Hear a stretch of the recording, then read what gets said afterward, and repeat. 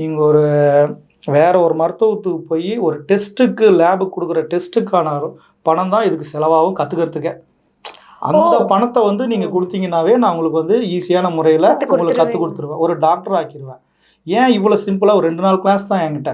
நான் இயக்க முறை பூராமே நான் சொல்லி கொடுத்துருவேன், ஏற்கனவே நான் சொன்ன மாதிரி. அதுக்கப்புறம் நான் வீடியோ புக்கெல்லாம் கொடுத்துருவேன் நான். அதை வச்சு நீங்கள் வீட்டில் ப்ராக்டிஸ் ஒரு சிலபஸ் தான், மொத்தம் 7 சிலபஸ் இருக்குது. இந்த மாதிரி ரகசியங்கள் 2 சிலபஸ் இருக்குது, தட்டு வர்மம் ஒரு சிலபஸ் இருக்குது, மசாஜ் வர்மம் ஒரு சிலபஸ் இருக்குது. அப்புறமேட்டு பார்த்தீங்கன்னா அதுவும் தாண்டி உங்களுக்கு எனக்கு டைம் கொடுத்தீங்கன்னா வேறு எனக்கு தெரிஞ்சதெல்லாம் சொல்லி கொடுத்துருவேன் உங்களுக்கு. அந்த மாதிரி கற்றுக்கும் போது நீங்கள் உங்கள் வீட்டில் ஒரு எமர்ஜென்சியாக ஏதாச்சும் ஒன்று நடந்தது அப்படின்னா, நல்லது நடந்தால் சந்தோஷம், எமர்ஜென்சியாக நடந்ததுன்னா அந்த ஸ்பாட்டில் நீங்கள் இது செய்யும்போது அற்புதமாக வேலை செய்யும். போனதுக்கப்புறம் எதுவும் வராது, இருக்கும்போது நம்ம காப்பாற்றிக்கிறது. சரிங்களா? அதனால குடும்பத்தில் ஒருத்தர் கற்றுக்கிட்டு நீங்கள் வேறவங்களுக்கு மருத்துவம் பண்ணணும்னு அவசியம் கிடையாது.